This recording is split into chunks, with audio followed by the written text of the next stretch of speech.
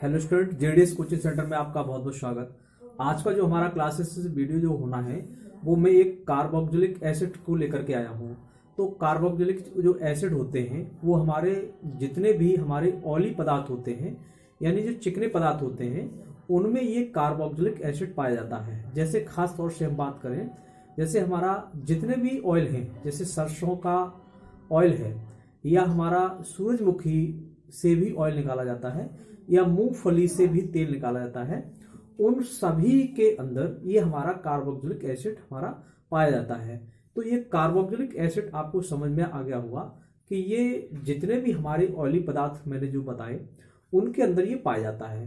तो carboxylic acid वे कार्बनिक compound होते हैं या वे कार्बनिक हमारे ऐसे यौगिक होते हैं जिसके अंदर ये कार्बोक्सिलिक समूह, जैसे आप देख रहे हैं single bond C O H और डबल बॉन्ड से ओ, या इसको हम बोल सकते हैं single bond C double O H बोल सकते हैं। ये मतलब उन सभी ऑयली पदार्थ जिनमें होते हैं उनके अंदर ये पाया जाता है। अब इसके जैसे एग्जाम्पल के तौर पर आप लोग खास तौर से ये पढ़ते हैं, जैसे फॉर्मिक एसिड है यानी फार्मिक अम्ल है या एसिटिक अम्ल है। जैसे यहाँ पर एग्जाम्पल में बात की है हमने HCOOH, ये हमारा एक फॉर्मिक एसिड होता है। ये फॉर्मिक एसिड हम पढ़ तो लेते हैं लेकिन ये बच्चों को समझ में नहीं आता।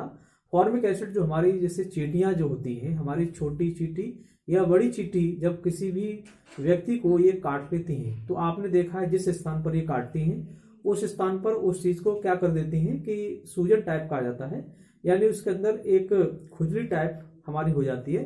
तो वो फॉर्मिक एसिड के कारण ही होती है। और तीसरा जो कंपाउंड हमारा है जो एक एसिटिक अम्ल होता है जिसको CH3COOH बोलते हैं, वो हमारा एक छिरका होता है, सिरका जो होता है।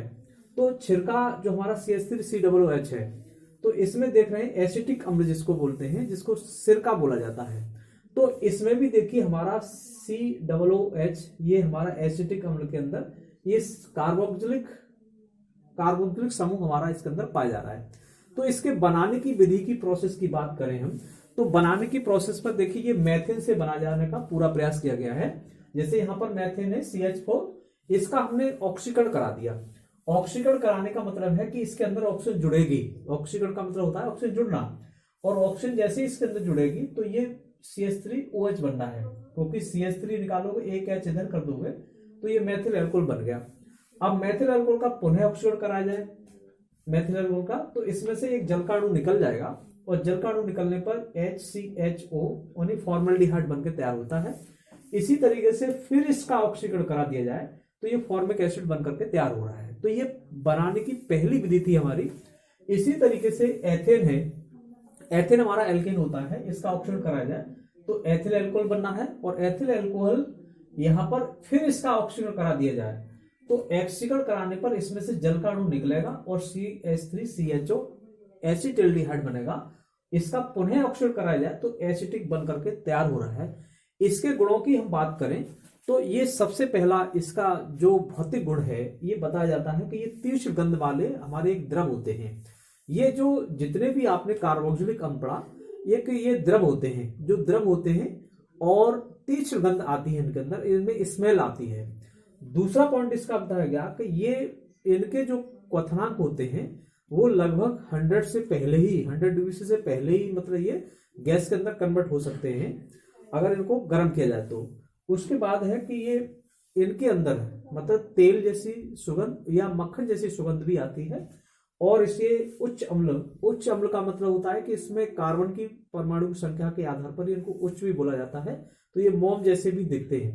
इनके उपयोग की बात करें, एसिटिक जो अम्ल है हमारा या एसिटिक जो हमारा सिरका है, आप देखते हैं ये तमाम तरह के अचार जितने भी हम बनाए जाते हैं उनमें ये इसका यूज किया जाता है अचार बनाने में। और ये पाचन क्रिया के लिए बहुत ही महत्वपूर्ण हमारा एक ऐसा कंपाउंड है जिसको अगर खाते हैं एसिटिक अम्ल का डला हुआ अचार या कोई भी, तो पाचन क्रिया के लिए बहुत महत्वपूर्ण माना गया है। दूसरा है इसका फलों के रस को संरक्षण के रखने के लिए, जैसे बहुत लंबे समय के साथ अगर हम किसी फल के रस को सुरक्षित रख सकते हैं तो इसकी सुरक्षाओं से, इनकी व्यवस्थाओं से ये सुरक्षित रखा जा सकता है।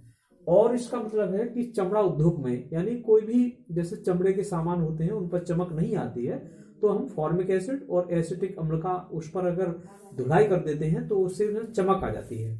दूसरा बताया है कि रबड़ स्कंदन में, जैसे हमारे बहुत सारे प्लांट हैं रबड़, जिससे हमें जो रबड़ के जो प्लांट होते हैं उससे दुग्ध मिलता है, बहुत गाढ़ा होता है, और उस गाढ़े को हम थोड़ा सा पतला टाइप का बनाना चाहते हैं तो इसके अंदर फॉर्मिक एसिड एसिटिक अम्ल मिला देंगे तो वो थोड़ा पतले टाइप का हो जाएगा। तो इसका हम कह सकते हैं वो स्कंदन रूप में इसका हो रहा है। तो इस तरीके से जो बच्चे मेरी क्लासेस को देखते हैं वो अन्य बच्चों को शेयर करने का भी कार्य करें, और आपको कोई प्रॉब्लम लगती है तो उस पर कमेंट से लिखिएगा, कमेंट लिखेंगे तभी मुझे मालूम पड़ पाएगा।